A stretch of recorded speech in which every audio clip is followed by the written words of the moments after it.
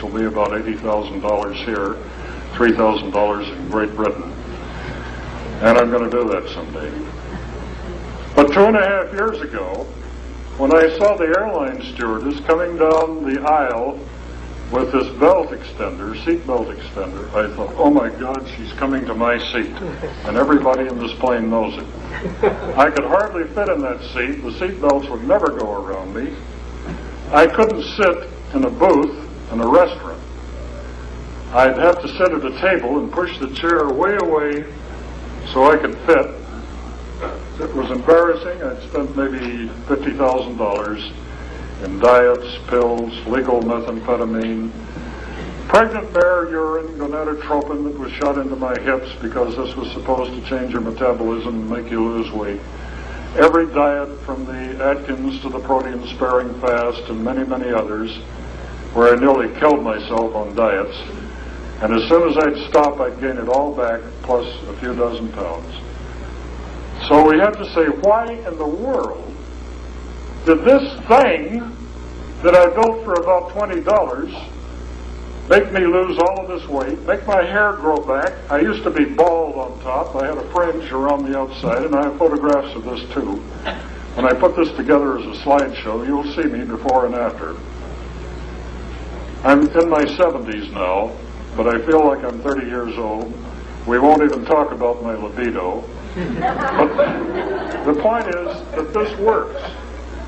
And all we did was do something that is verboten to medicine. We did not use drugs. We did not use penicillin, ampicillin, antibiotics.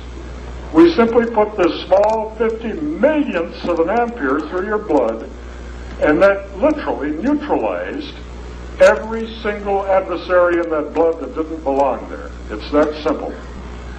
How did we lose weight? How did Jane lose the weight? How did many of our friends lose it? Not all, about 30%. This works.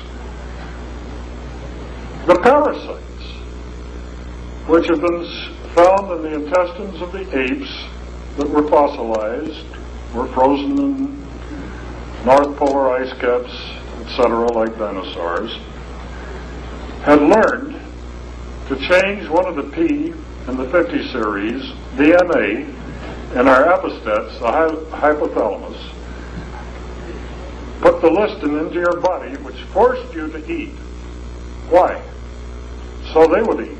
For the same reason that we send cattle to a feedlot and fatten them up before we put them on the market. Those parasites have learned to control our epistat in the hypothalamus to the point where we will overeat.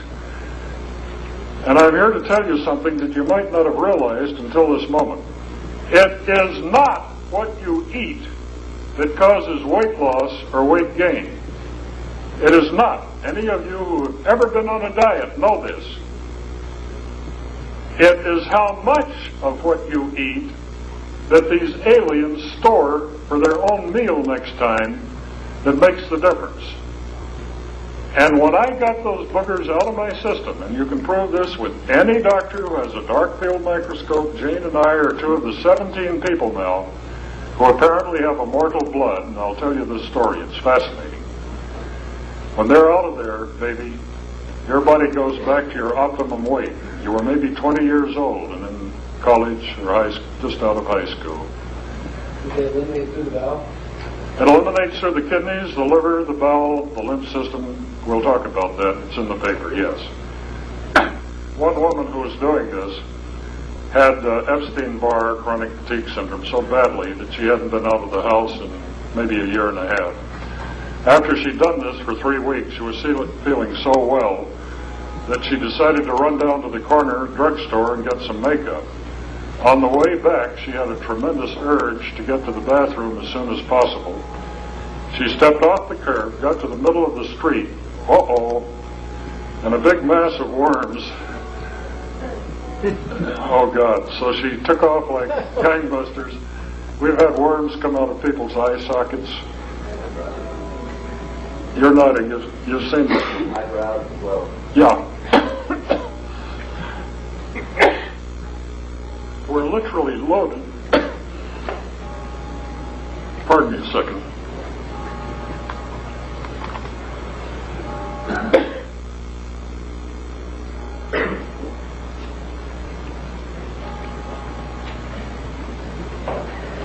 Here I've got a perfectly good PA system and I'm screaming at you.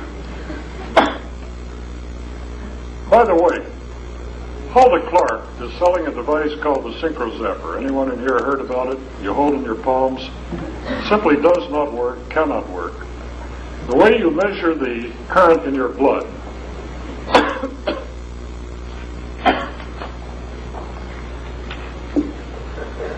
you take the ulnar path where you can feel the pulse. I'm going to take this off now, you've all seen it.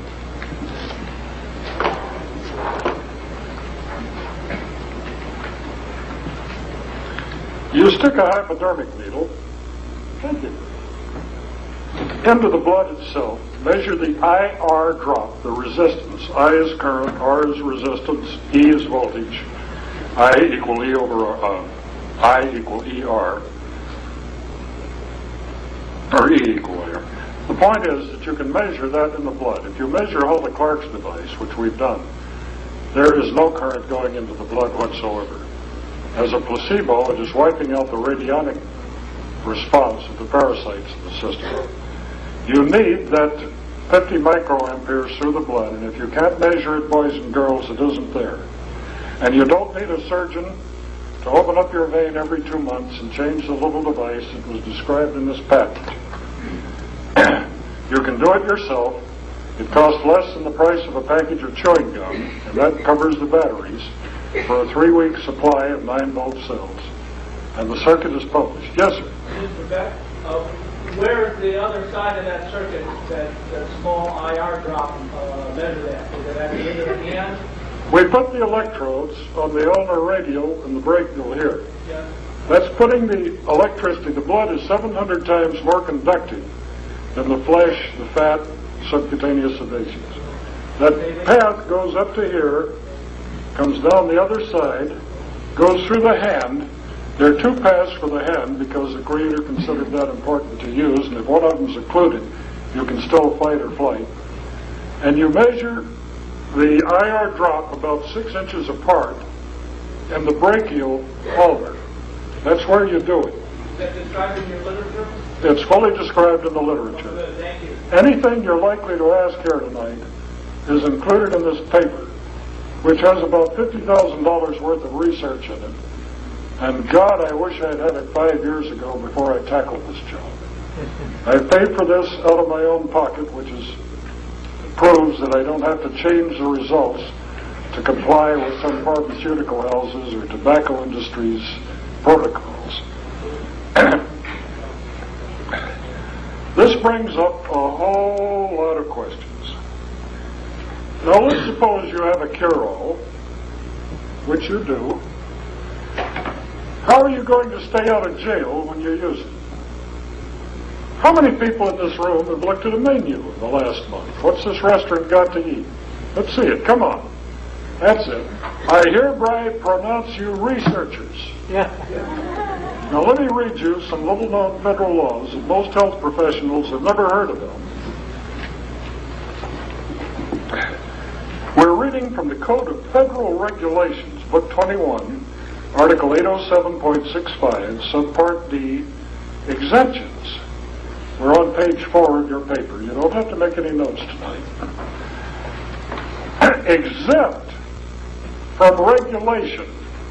That means city, county, state, municipal, the FDA, Food and Drug Administration, exempt from regulation. This is freedom, boys and girls. You're going to take back your power now. Paragraph D, we're on page 4. Licensed practitioners, including physicians, dentists, and optometrists, who manufacture or otherwise alter devices solely for use in their practice. Paragraph F, persons who manufacture, prepare, propagate, compound, or process devices solely for use in research. Now, aren't we all here researching life, everything around us? What do we eat that makes us feel good, and what gives us hives and asthma?